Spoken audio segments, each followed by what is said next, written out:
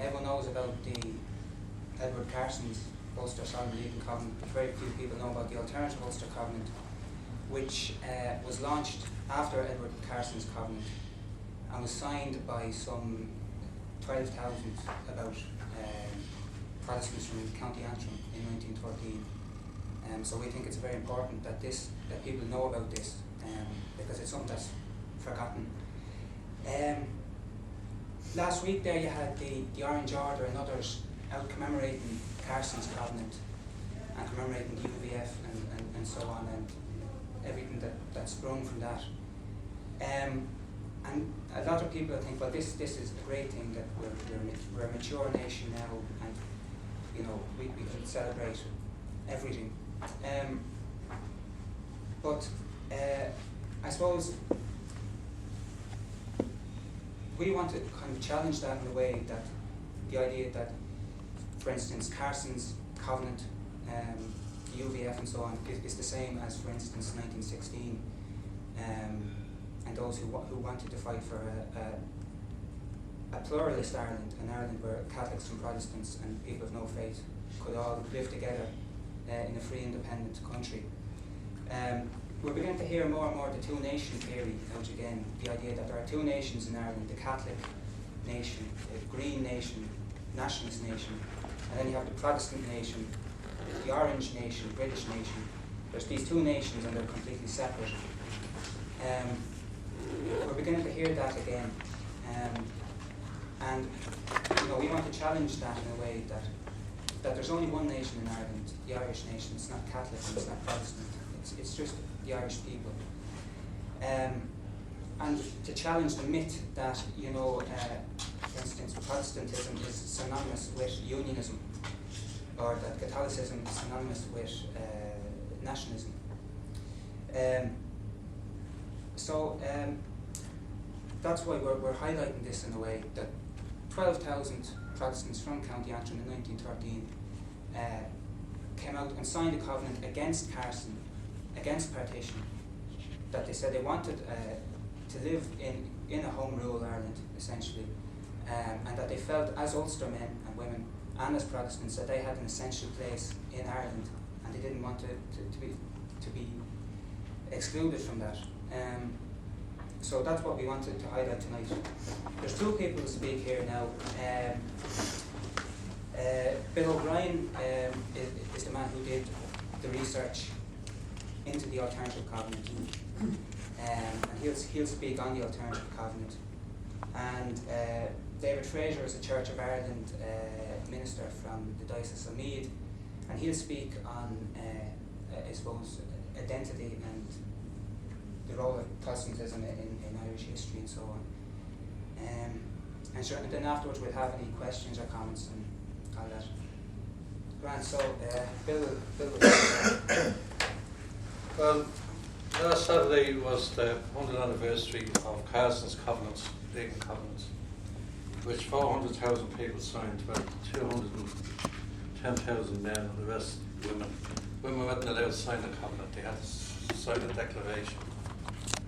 But despite that, and despite the signatures that he got, he done it in such a way that he picked a special Saturday, which was like a holy day of obligation for Protestants. They were all told to go to that church, and they were made sign the covenant as they left the church.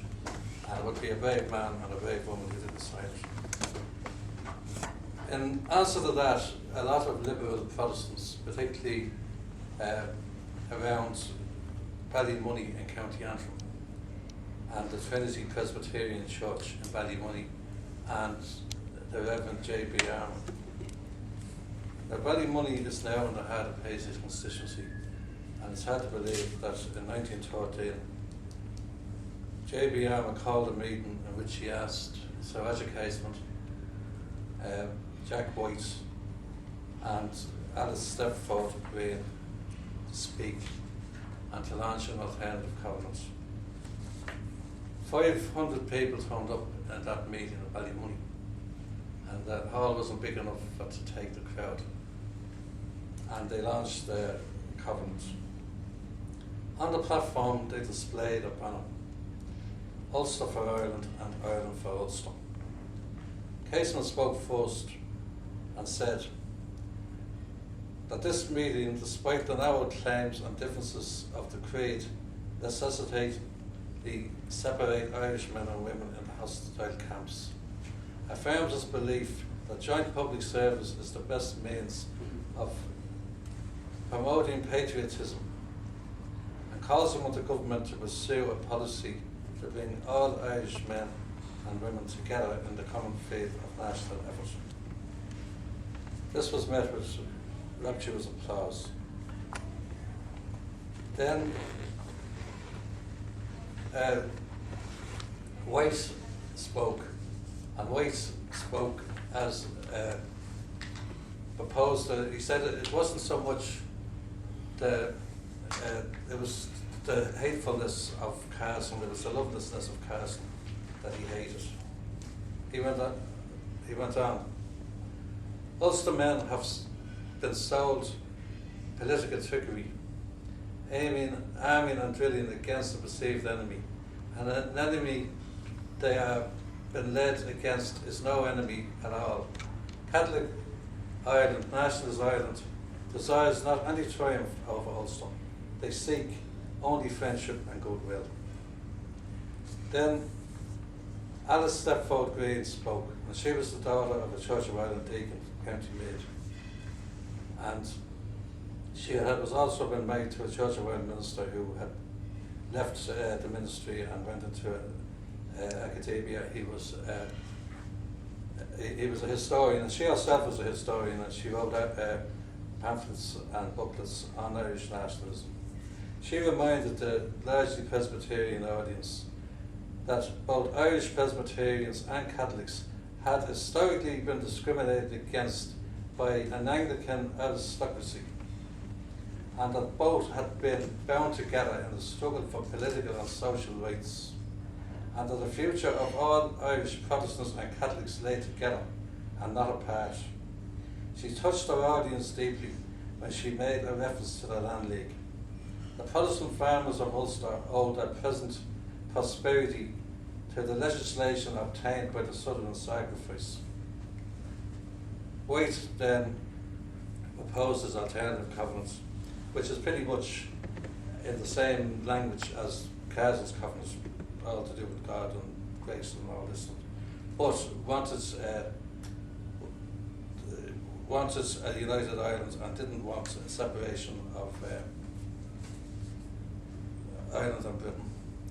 Now, Carson then, the Ballymoney meeting then was got a lot of publicity in the local press.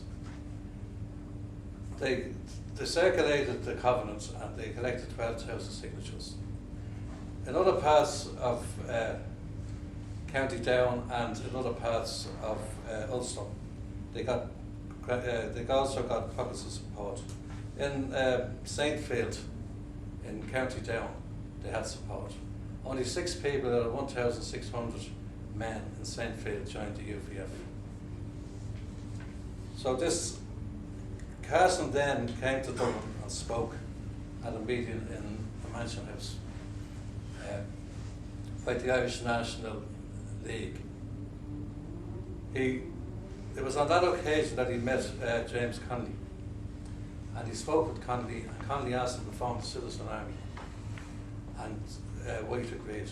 It was because of the meeting in Ballymoney that he was invited to Dublin, and if he hadn't have been in Dublin, Connolly wouldn't have been able to get him to form the Citizen Army. So that was a significant offshoot of the meeting in Ballymoney. Also on the meeting in Ballymoney, Alice Stepford Green collected money to pay for children's ship to go to Germany to get guns. She was involved in that. Carson himself was in the IRB and went to Germany and came back with guns and was captured and found guilty of treason and hanged. Now,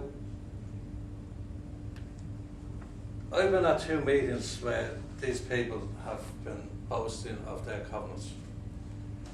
This is a pamphlet that came from the Department of Foreign Affairs and Trade. That's our Department of Foreign Affairs and Trade. That glorifies Carson and glorifies everything that Carson done. This was launched in Donegal early on this year. I don't know whether we're going to be able to get any money from the Department of Trade and of Foreign Affairs and Trade for our pamphlet, I would doubt it. But yes, our pamphlet is to reach out across the divide, and their pamphlet is to cement the divisions of the divide. And that's the sort of thing that's going on now.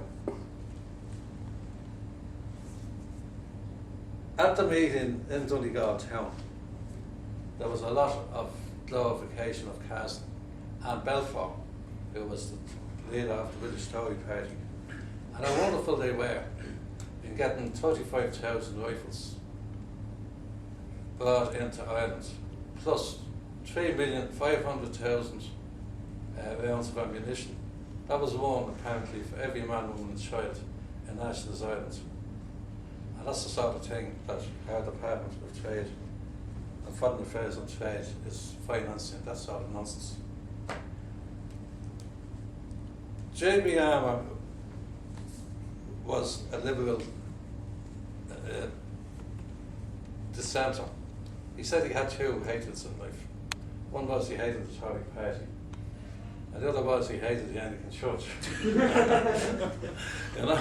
But he was a Presbyterian. He came from a small farmer background outside of Ballymoney and had a radical history of going back right to 1798.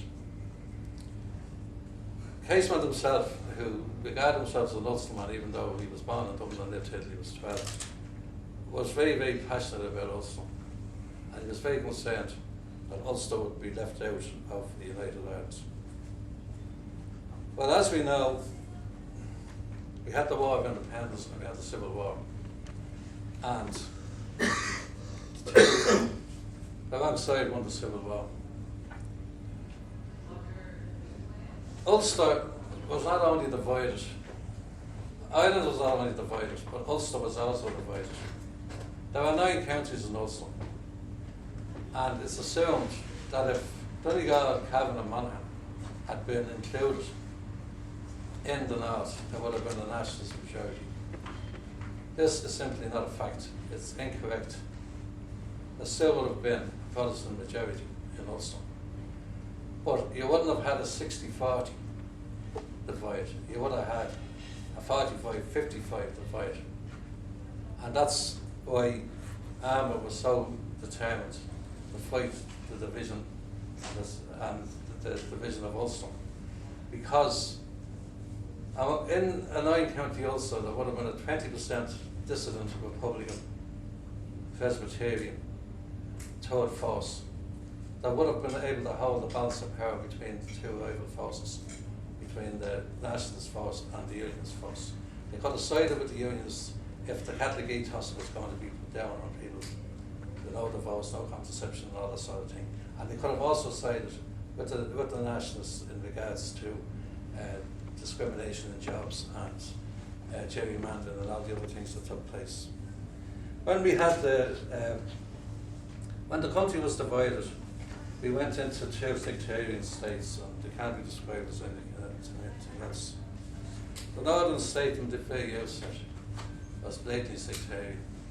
Within the first few months of the northern state, the RUC, which had been renamed from the RIC, was still murdering and killing innocent civilians and getting away with it with impunity. The UVF, which was an illegal organisation, was brought in to legitimacy and called the B specials and the C specials and the A specials. Nationalists that were encapsulated in that northern state were going to be second-class citizens, and they were going to be second-class citizens for as long as the state was still around. One of the first acts of Parliament from the Stormont Parliament was the Special Powers Act.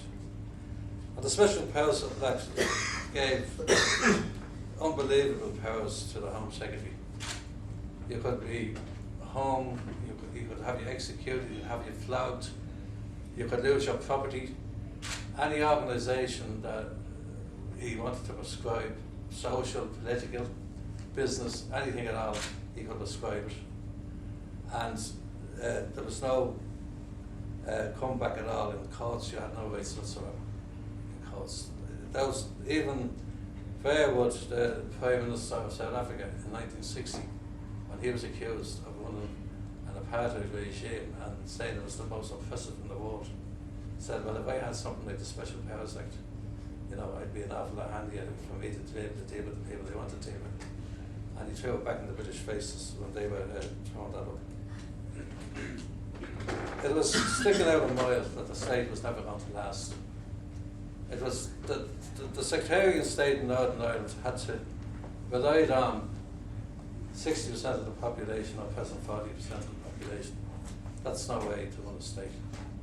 And that's what happened there. In the 26 counties, well, the Catholic Church took over the state immediately after the state was set up. They were given education and they controlled everything. Everything in the state was controlled by them. There was a very brave politician who would get up at a public meeting and not say Reverend Gentlemen, Reverend Ladies, and then go on to what he had to say. All civil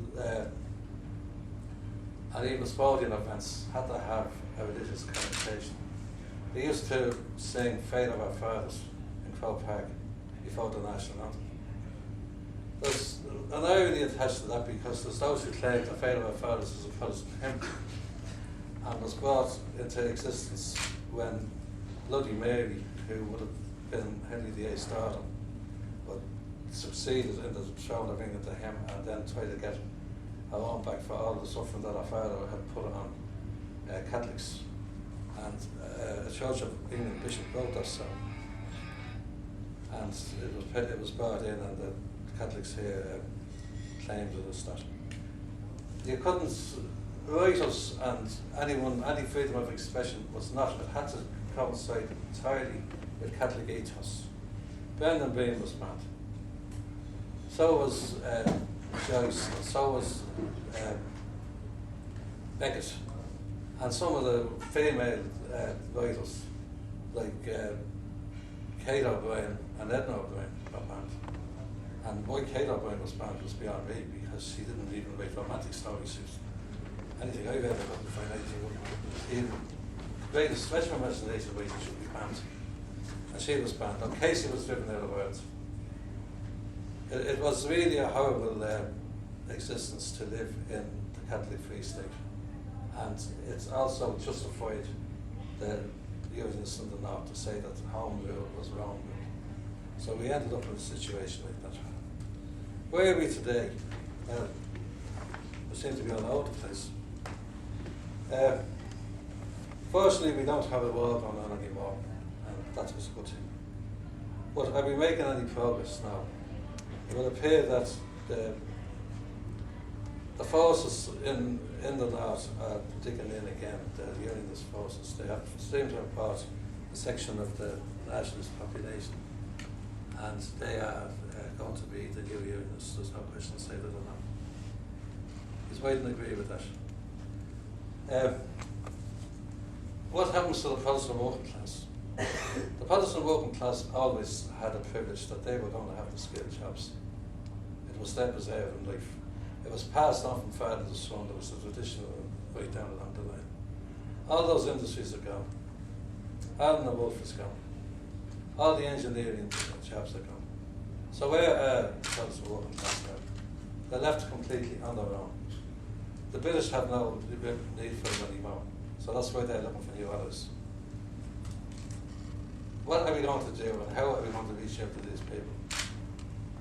If you go to the working class areas of Belfast, you can actually see the pain and agony in the youth's eyes. They're going around. There's more buzz and there's more life in the nationalist youths.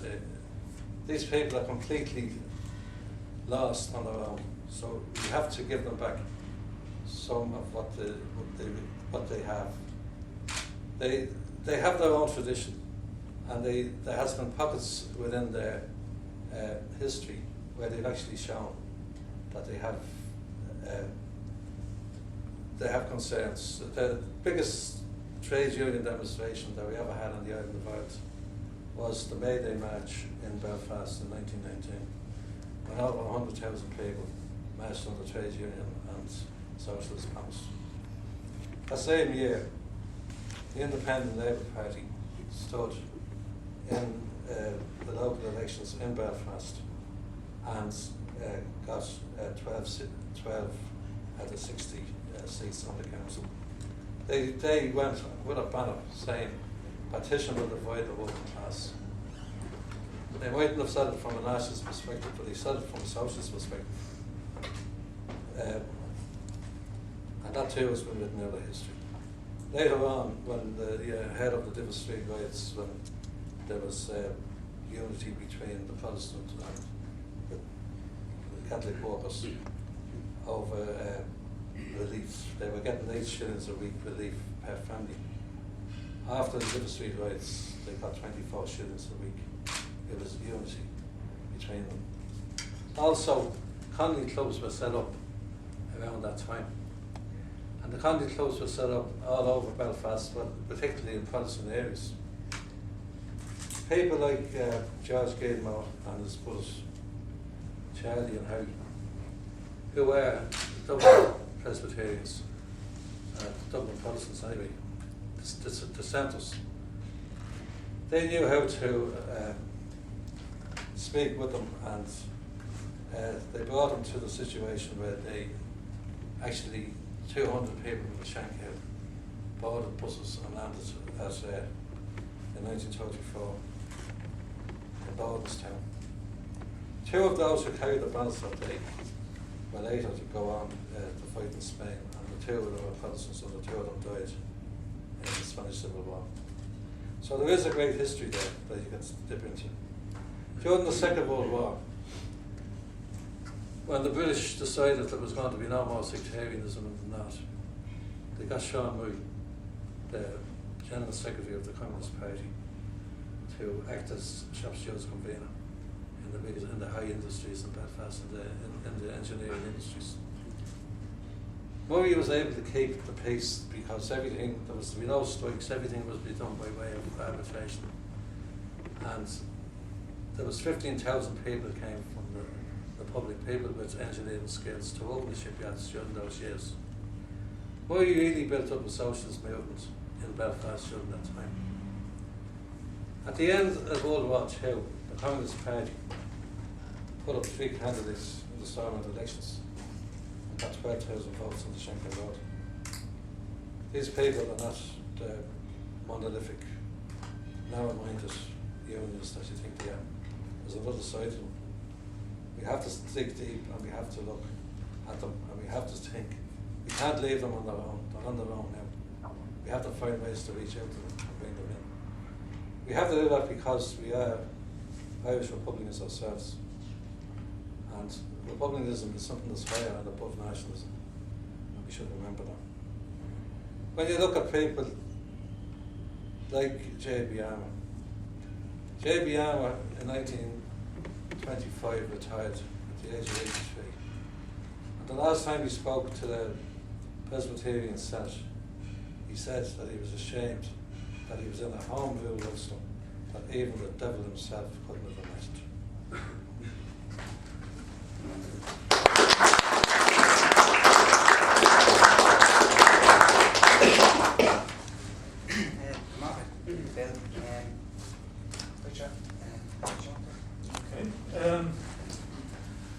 Friends, comrades, I suppose I should introduce myself just a little bit more fully first of all. Thank you, Joe, for the invite and for the warm welcome. David Fraser is the name. I am an ordained clergyman of the Church of Ireland. I was ordained here in Dublin in 1984, and I served here in Dublin Diocese, and now I'm in Meath Diocese.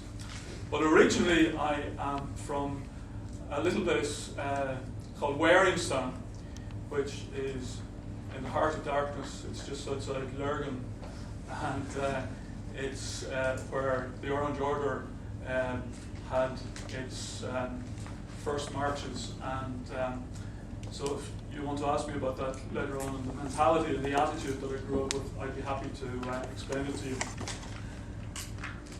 So we're here tonight to join with one another in reflecting upon the events of 100 years ago, when our little country was convulsed by the threat of rebellion in Ulster, fomented by capitalist businessmen, religious zealots, and opportunist politicians. We're looking to the past, and we're trying to make sense of the past. The past informs the present, and it is vitally important that we understand it accurately, truthfully, and that we really do learn from it. Unfortunately, it would seem, and certainly last week's events in Belfast show that there are many still who are unwilling or unable to learn lessons from the past. And they view it still through lenses which twist and distort it. Although it isn't all gloom and doom, because I'd like to point out to you that last week the Unionists at Stormont managed only to produce a crowd of about 1/10 of the number which actually signed the Covenant and the Women's Declaration. They marched to Stormont rather stupidly, because of course Stormont didn't exist in 1912. But there wasn't amongst the crowd gathered there at Stormont any industrial magnate, and the squires weren't there to be seen, nor indeed were the leaders of the Protestant churches. So there has been some movement, and things have changed a little bit since 1912. However, in some minds, it's not even 1912, it's 1690.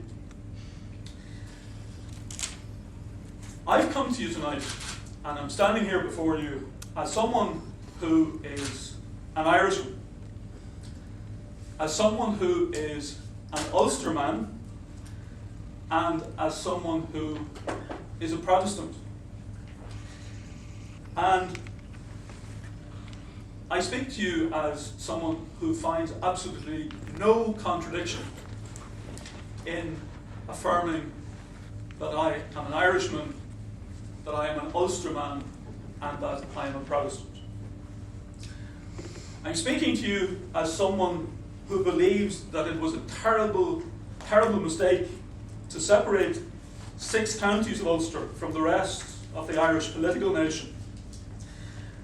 And with you as my witnesses, I want to reaffirm my conscientious belief that a united Ireland is still the long-term solution and the only solution to our problems on this island. A united Ireland makes political, social, and economic common sense. Partition was wrong in 1921, and it's wrong in 2012. In 1912, when the Ulster Covenant was drawn up and signed, Ireland was one unit. And amongst the Unionists, there were still many in those days who believed that Ireland should remain one unit, one political, social, and economic entity. There was not an inevitability, and a foregone conclusion that the country would have to be divided forever and ever. Amen. Ulster Unionism had started to go its own way with the foundation of the Ulster Unionist Council in 1905. But the little home rule Ulster of the 6 counties was not part of the big agenda when the Covenant was signed. Carson actually wanted to save the whole of Ireland for the Union.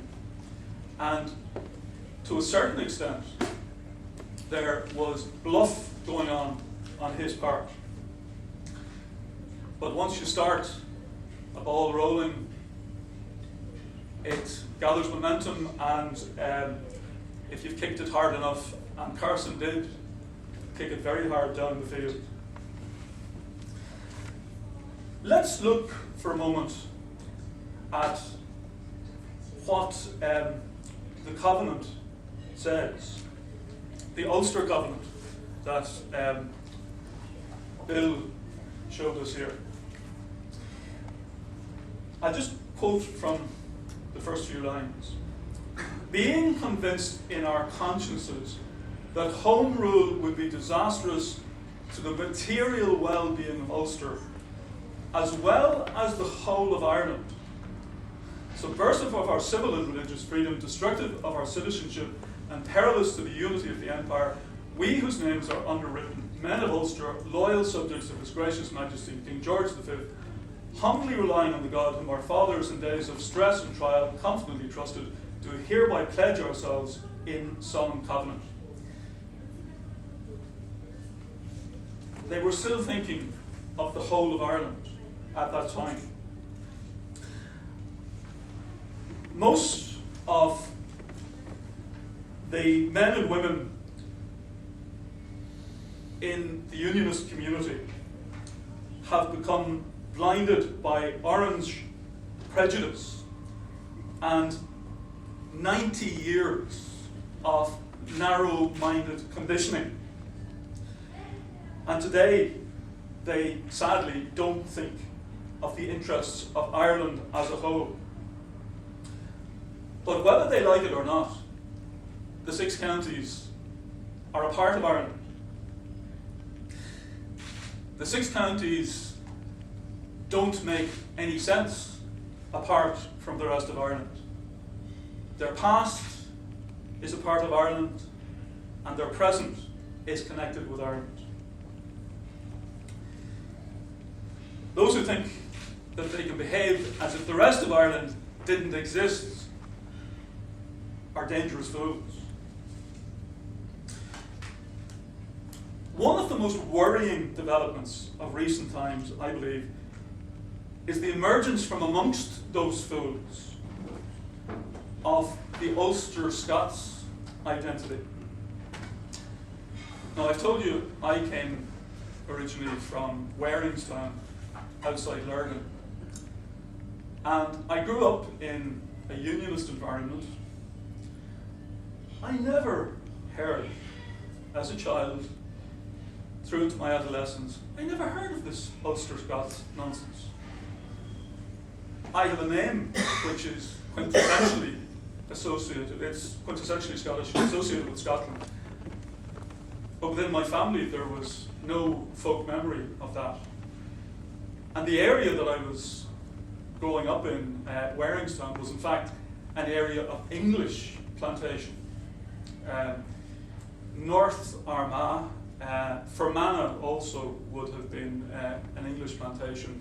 Mid Armagh would have been Scottish. Antrim and Down, of course, weren't part of King James's plantation scheme, and they were settled earlier than the official Ulster plantation by people called Hamilton and Montgomery. Ulster has always had a close affinity with Scotland, going back to ancient times. For centuries, the kingdom of Dalriada spanned the North Channel. Then in the 17th century, yes, the Ulster plantation brought many Scots over to settle. But they weren't one homogeneous whole. They weren't ein Volk. And the attempt to suggest that they were one people is, I believe, a twisting of history. The modern alliance of various Protestant interests in favour of the union with Great Britain can be traced back to the post-1798 period. And really, it started that pro-British mentality to solidify in the 1830s in the aftermath of Catholic emancipation. Protestants were terrified to the point of paranoia about a Catholic majority getting control. And in Hillsborough, in County Down, which you pass by on the way to Belfast, on October the 12th, 1828, the Reverend Henry Cook announced the banns of marriage, as he put it, between Presbyterianism and the Church of Ireland, in the interests of maintaining Protestant ascendancy.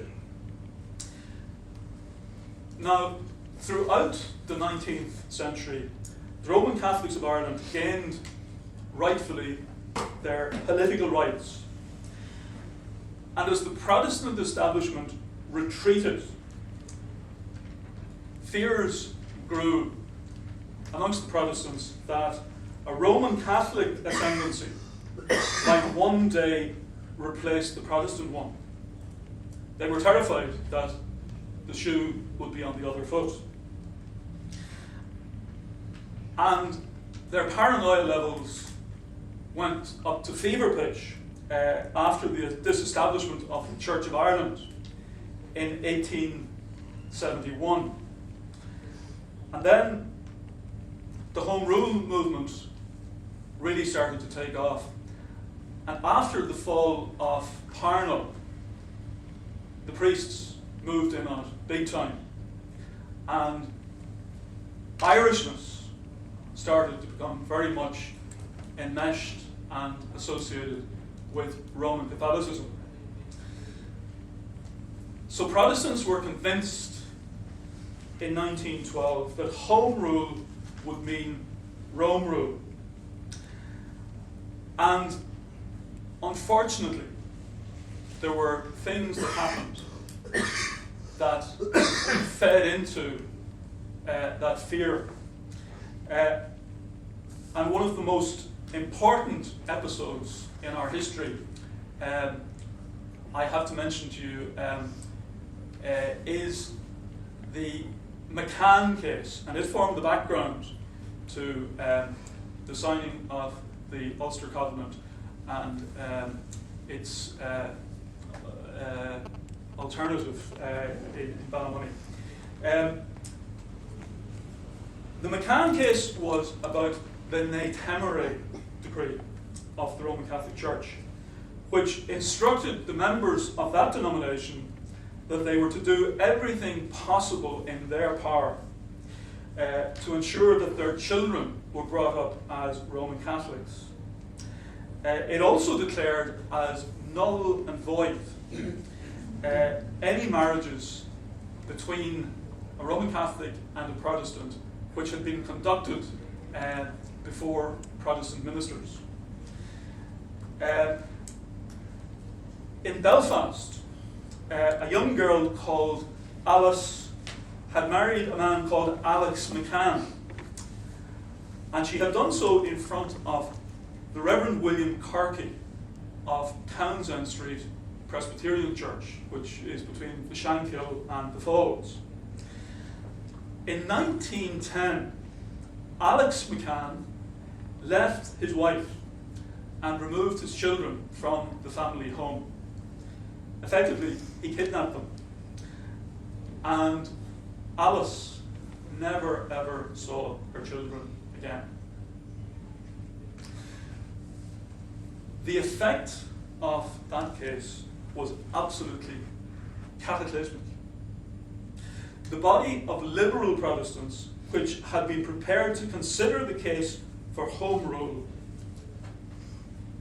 almost disappeared overnight, and those who clung to their beliefs were finding it very hard to argue Home Rule will not be Rome Rule. The McCann case was even debated in the Westminster Parliament. And on the streets of Belfast and through Protestant Ulster, people came to the conclusion that in a Home Rule Parliament,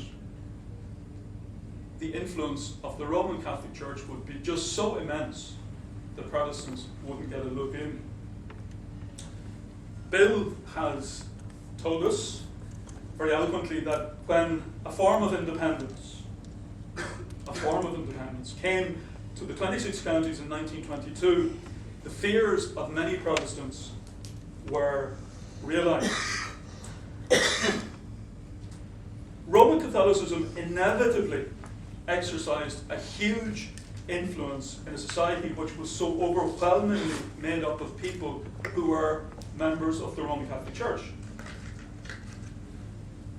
And I want you to imagine that you were down in Belfast, a unionist, and you were looking on. What you would have seen would only have reinforced you in your unionism. And I want to tell you just very quickly about my grandfather, who was a man called Frederick George Fraser. There's a handle for you. And he was born in the County Galway, on the estate of Lord Clanmorris, who was one of the Bingham family, the famous Binghams, from whom the Earls of Lucan were descended and connected. And they were a bad lot. They diddled my great-grandfather out of a serious sum of money. And of course we all know about Lucky Lucan, as he was called, and his disappearance up the Limpopo. Well, I hope he's happy wherever he is now. But we're not going to get the money back, unfortunately. Anyway, my grandfather was brought up speaking the Irish language, because that part of Galway in those days was still an Irish-speaking district. Unfortunately for him, his parents disappeared from his life at a very early age. His father died of influenza, and unfortunately his mother, my great-grandmother, was taken off to St. Bridget's in Ballinasloe, and she was just left there literally to rot, which of course sadly is what happened to so many people with mental illnesses in the past. My grandfather went to join a brother who had gone to teach in Hollywood in County Down, and so he ended up in the north. And as you do, he met my grandmother, fell for her, and he ended up following her to Portadown. So there he is in Portadown in 1912, and you don't, even to this day in Portadown, dare express a liberal view, because let me tell you that it's not a very liberal place, but you know that. And my grandfather signed the Ulster Covenant, but I don't believe he did so because he had huge conviction. In fact, I know he didn't. And he managed to live in Portadown for another 40 years without joining the Orange Order. He wasn't convinced that Ulster should be separate from the rest of Ireland, but he signed it because of peer pressure, because of the things that Bill was talking about, the fact that everybody else was going to church on Ulster Day, and people were looking out to see, were you there? Just exactly like in Catholic Ireland, people were looking out to see, were you at Mass? Okay? You young guys at the back, let me tell you, Bill would tell you 20 years ago, 30 years ago, your mothers and your fathers would have been asking you, what was in the sermon this morning? They would have wanted to know, were you there? So I'm asking you to think of yourself as being Belfast or Portadown, like my grandfather. Now, my grandfather had a brother here in Dublin, and he married a Catholic girl. And I have the pictures at home of my grandfather and my grandmother and my father in Bray and in Howth. Now imagine going to Bray for your holidays. Imagine going to Howth for your holidays. People did that in those days. Sentiment. Sentiment, yeah. That's right. And you wouldn't get much of a paddle down there now, would you? It's in a terrible state. Yeah, anyway. So my grandfather had this brother. They were on good terms. But if they put the photographs out along the table, they stop in 1932. I wonder, does anybody here know what happened in 1932? Eucharistic Congress. The Eucharistic Congress, exactly. And I know from the stories that I've heard within the family, that was a defining moment. And my grandmother essentially told my grandfather, that's it, break it off, forget about them. Now in fairness to the man, he didn't, but he used to sneak up to Dublin to visit his brother. He would literally sneak away to visit his brother, and that's how bad it was. In 1932, De Valera said, Ireland is a Catholic nation. You had Alfie Byrne kneeling in front of the papal nuncio at the Marian gates and kissing his ring. So, if you were anyway willing to consider repairing relationships on the island of Ireland with those who were living on the other side of the boundary, forget it, the Unionists would say. I told you so. Home rule is Rome rule.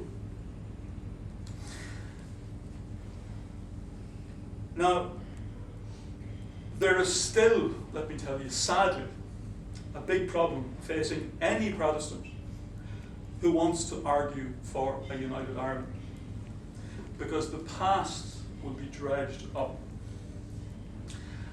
And, of course, the perpetual decline up until just recently of the Protestant population here on the 26th is often thrown up. And no matter how you go into it and explain, look, the decline began before the British left. The biggest decline was before 1922. You're not going to get anywhere. They just see decline.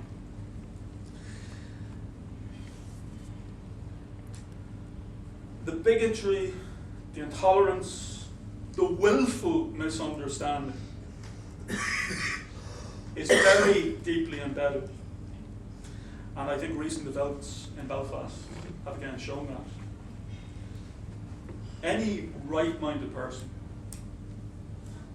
in a Western democracy in the 21st century would find it reprehensible and disgusting that louts could stand outside a church and beat their drums the way those orange bandsmen did.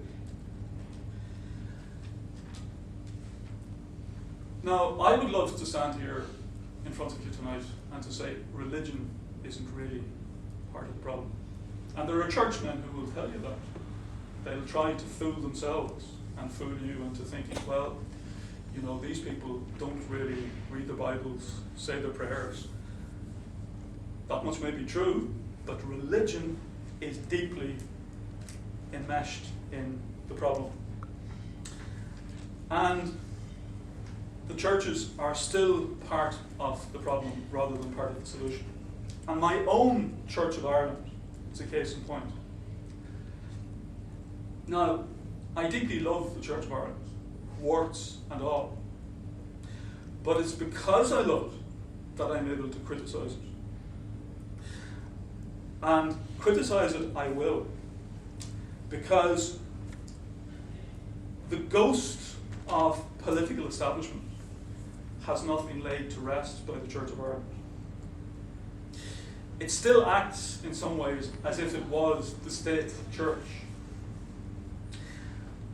And if I was to take you north of the border, you would be stunned, I think, to discover that Union flags are still flown from church steeples. And in church sanctuaries, there might not be a cross on the altar, but there will be a Union flag hanging from the wall. And the British monarch, Queen Elizabeth, is prayed for each and every Sunday.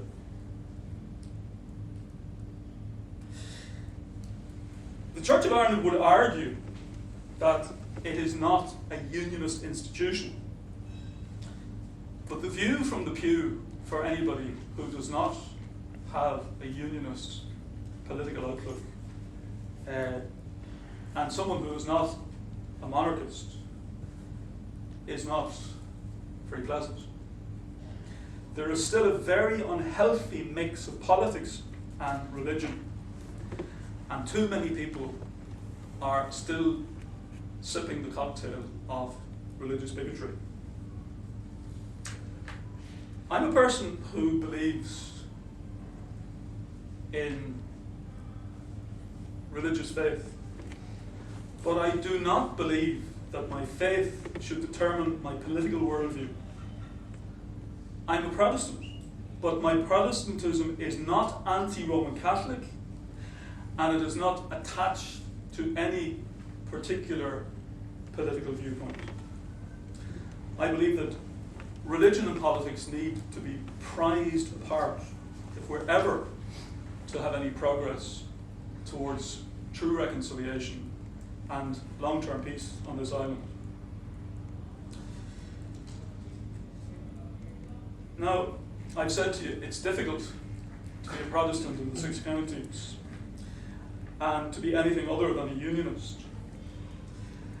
But I would want to say tonight to any Protestant who might remotely hear what I have to say, be brave. Don't be bullied into submission. Don't forsake the free will that has been given to you. And in fact, I would say that to everyone, people of all faiths and of none.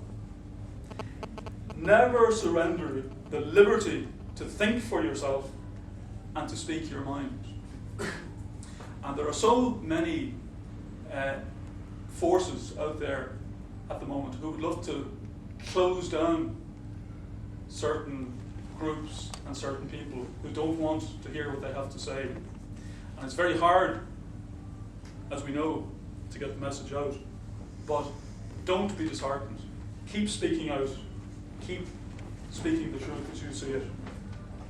Now, one man who was led by his conscience was the Reverend Armour, whom Bill referred to earlier on.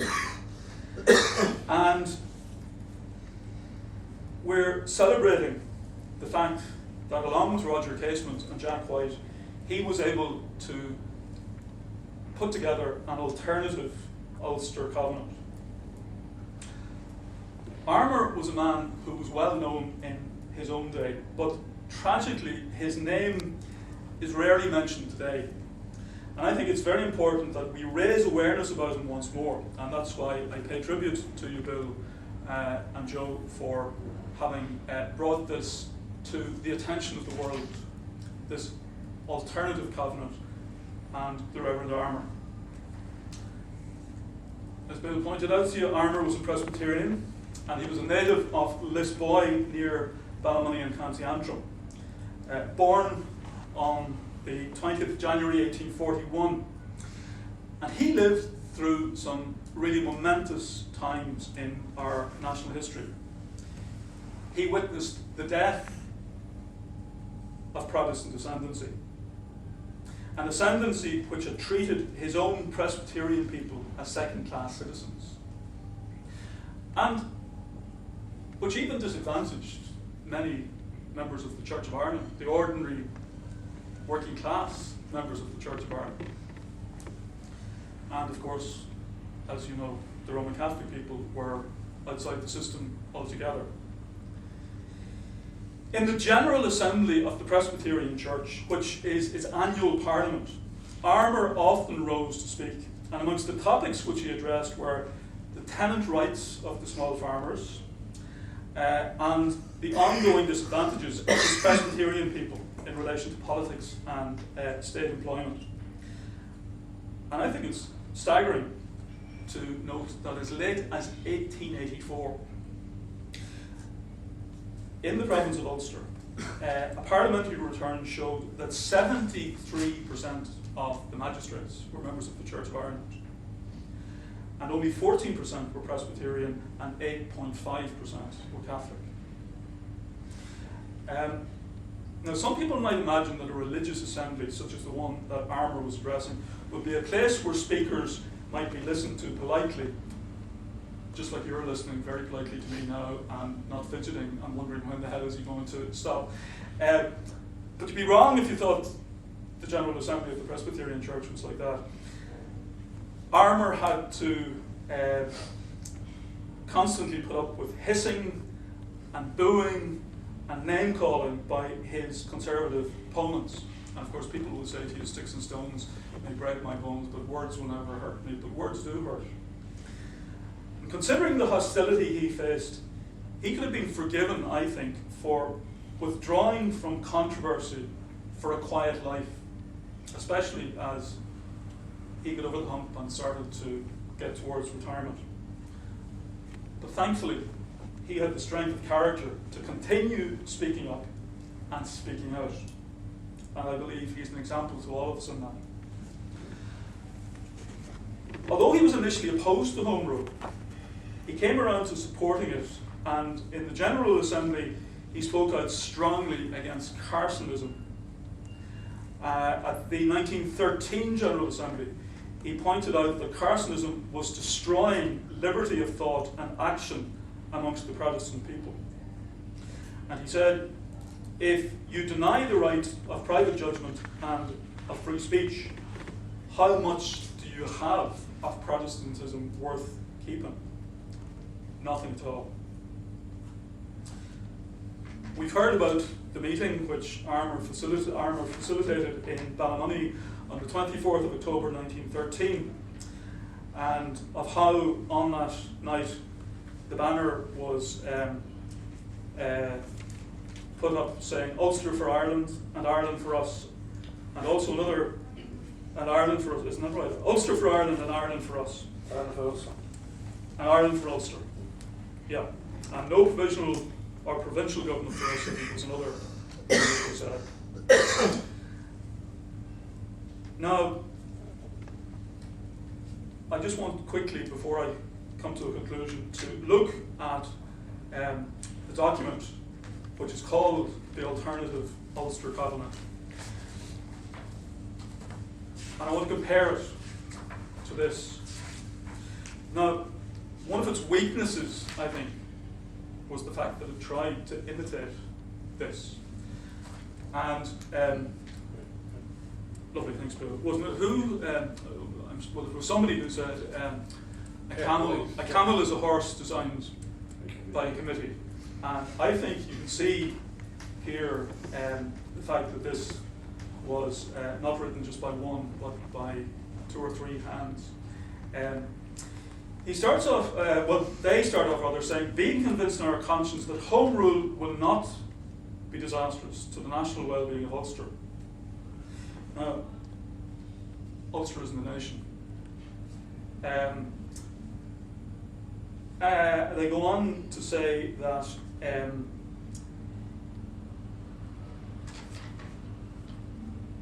they believe that Home Rule will pave the way to giving civil and religious freedom, which we do not possess. Now, I don't know what religious freedom they thought they didn't possess, but I think, that might be a little bit strange. The phrase Irish citizens, Protestants and loyal supporters of Irish nationality is another one that stands out to me. Irish citizenship, of course, didn't exist at that particular point. So what then did he mean by Irish citizenship? The support for Irish nationality was clearly stated in opposition to Carson's imperialist British nationality notion.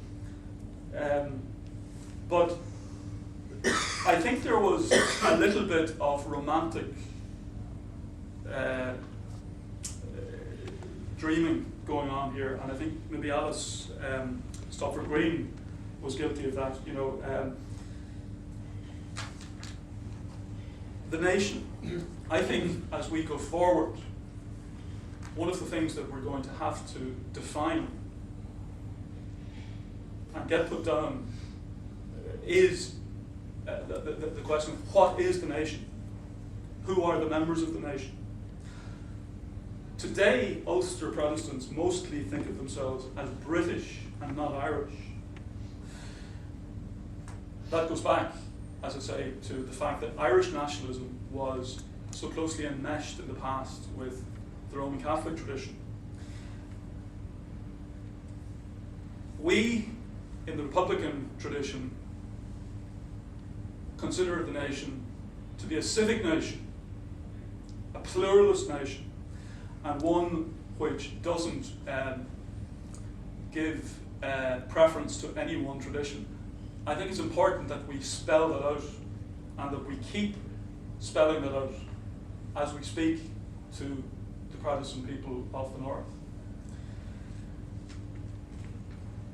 And I think we're at a point in our history where we don't have to apologise for the past. We have moved on to a large degree in the 26 counties, and we should be pointing that out. The Roman Catholic Church doesn't any longer dictate our laws. And we don't have any established religion. So let's let that be known. I just want to draw my remarks to a close, and I appreciate you listening to me. You've given me a good ear. The thing that we're celebrating is a covenant.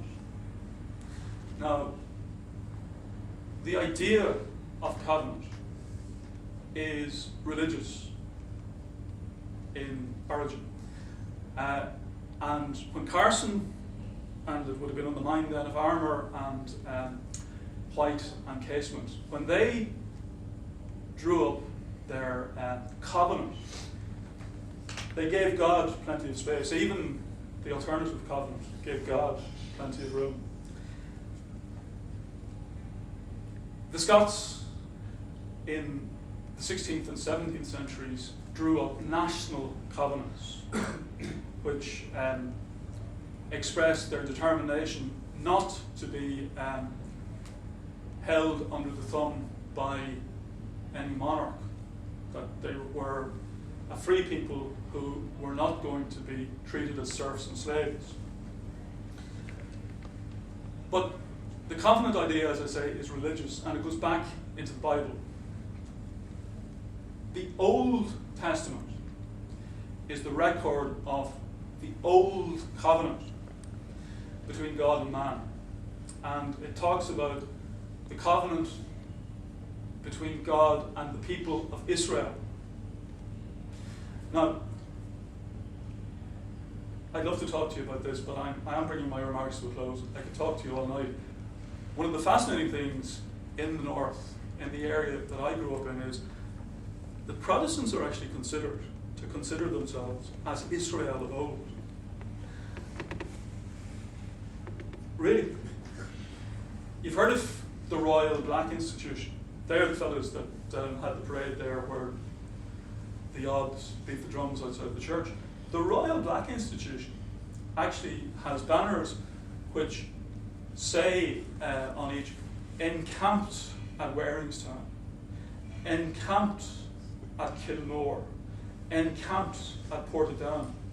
And these people actually believe that they are like Israel of old, surrounded by tribal enemies. It's a very powerful image, and it's one that has stuck. But you know, there was an old covenant, but it was replaced by a new covenant. Now, I'm not in the pulpit, I have to remind myself, and I'm not going to preach at you.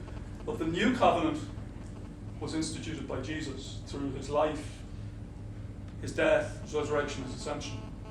And the new covenant, unlike the old, wasn't written down in code. It wasn't legalistic. It wasn't one in which the I's were dotted and the T's were crossed. In conclusion, I want to say to you tonight that as we go into the future and as we try to encourage the Protestants of Ulster, we want to do so in the spirit of the new covenant. We want to go to them with open hearts and open minds. And that's where the new covenant, in a religious sense, is written on the hearts and the minds of people. And of course, the new covenant is about love rather than fear. The old covenant was very much one of fear, whereas the new covenant was one of love. Unfortunately, I can't stand here and say to you that there are going to be mass conversions. I don't think that's the way the world works. We're not going to overnight discover that the unionist community has forsaken unionism. But I do believe that if we patiently speak with them, that some of them will listen. And I think what is happening at the moment is that there is a withering away within unionism. People aren't going to jump ship and join us, but they, at the same time, are drifting away from unionism. And I think that's what we want to continue. And the day may come, I don't know whether we'll see it, but I hope we do, when there will be a united Ireland. And in that united Ireland, I think we need to say to these people, okay, look, you want to call yourselves British. Fine. I could call myself a man from Mars. I'm not. But hey, look, if I want to do it, I can do it. And under international law, we can't actually take that citizenship away from it. So even if there was a united Ireland tomorrow, that's still the way a lot of them are going to think. But keep that thought before you, please. As we go to talk to them, let's be positive. Let's show the hand of friendship. And although some of them won't want to grasp it initially, let's not be afraid ourselves to reach out. Thank you for listening to me. And if there's any questions, I'm happy to answer.